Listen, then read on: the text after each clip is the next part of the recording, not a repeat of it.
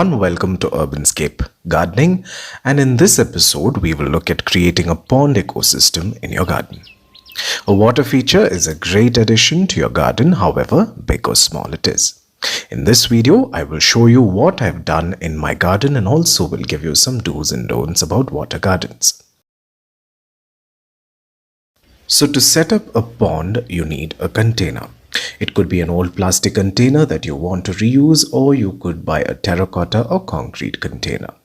But remember that the concrete and terracotta containers are heavier compared to the plastic ones, so choose according to your convenience.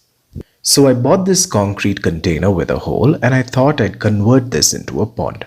So at first I had to plug the hole.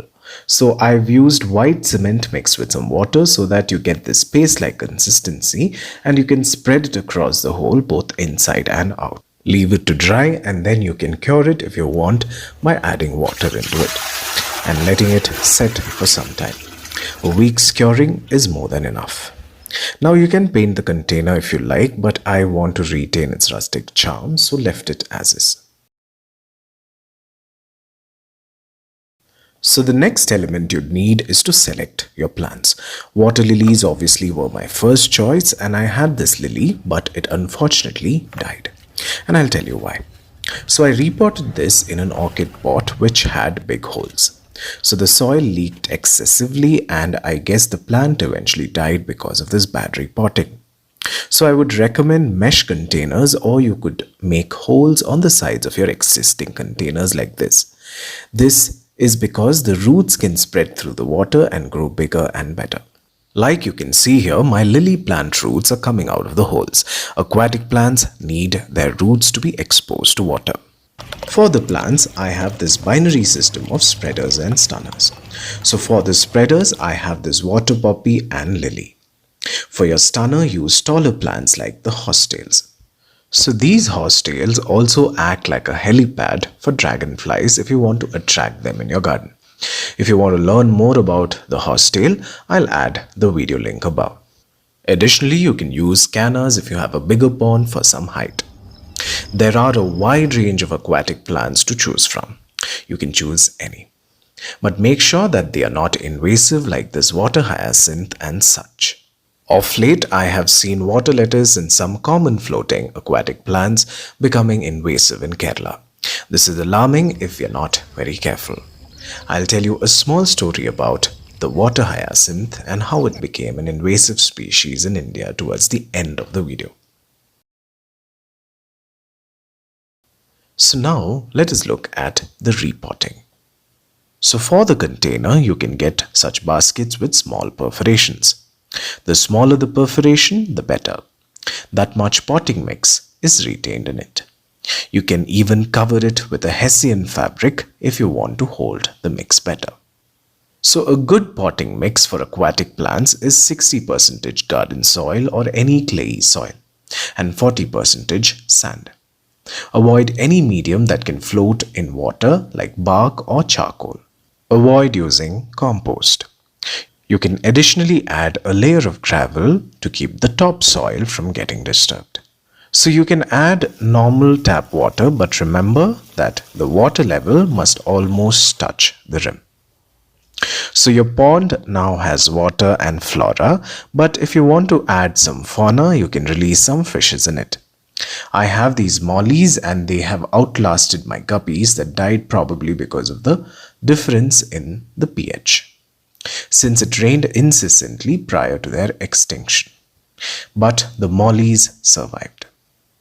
So I'm assuming that it died because of the pH difference.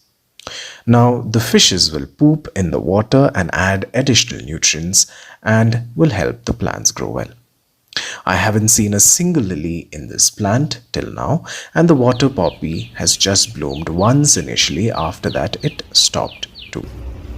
So I guess a little bit of teasing the roots may help, or like I said earlier, use a mesh container or make tiny holes in your container. That may help. The only problem I have in the pond are snails, and I can't do much about them since they populate very quickly. So whenever I clean the pond, I skim them and flush them down the waterline. Now, I had another problem before I installed this fountain. the string algae. These stringy algal growth were a pain to clean, but as I installed the fountain, thereby improving water circulation and adding oxygen into the water, I saw them disappear or reduce. Algal growth also increases with overexposure to sunlight, but if you have plants, they need sunlight, so you can't do much about that. So buy such solar water fountains. The solar panel can be kept outside and only the pump can be added inside with the help of such floaters. I prefer such solar fountains over the other types. I've added the link to this fountain below if you are interested. For mosquitoes, you can also use this biocontrol liquid made of BTI bacteria that will kill the larvae. And I'd experimented with this in situ and I saw the larvae die after a few hours. So this really works. You may have to add this once every 3 weeks. Also, some fishes like the guppy eat the larvae, so you can use them in your pond too. So cleaning the pond once a month or twice a month is good. Since this keeps the plants happy, you can reduce the snail population, fresh water helps with reoxygenation and so much more. So I first remove all my fishes slowly using this net. The water you get is an excellent fertilizer for your plants, so don't throw it. Use it in your flowering plants especially. So after I separate the fishes, I clean the pond with soap and a scrubber. This kills any unwanted microbes, but ensure you rinse the pond well and not leave soap residue. It can negatively impact the fishes. Once I've rinsed the container, I place it back, add water up to a level and then start adding the plants and the fishes. You can also clean your fountain mesh by removing the motor and rinsing this filter, and this would remove any muck that is stuck and your fountain will erupt like never before. You can see why we call this a pond ecosystem is that it instantly attracts bees, hornets, dragonflies and other thirsty insects. They attract birds too. So folks, if you have the container and the space to add the element of water in your garden, go ahead. It's as simple as this. The sound of trickling water will soothe your nerves and has a very meditative quality. Now let's talk about the water hyacinth. The hyacinth was introduced in India by the British towards the end of the 18th century.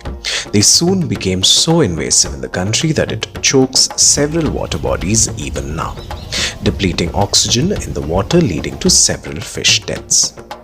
The plant is buoyant because of these bulbous structures and they multiply quickly in days with the help of these runners. They also bear seeds and even after the water body is cleared of the hyacinth, they may still grow back. So it is a huge problem. They are now again becoming popular among some gardeners due to their peacock-like blooms. So I would request you to not grow this in your garden. People have found out uses for these plants such as mats, bags, etc. But this is not going to address the problem but will only create demand for such plants. So we can do our bit by not growing them in our gardens. And with this, we've come to the end of yet another episode of Urbanscape Gardening, and I really hope you enjoyed this particular program. Additionally, you can follow me on Instagram and Facebook. The links are given below. And always remember, to grow slow is to grow well. Thank you for watching and a very cool goodbye.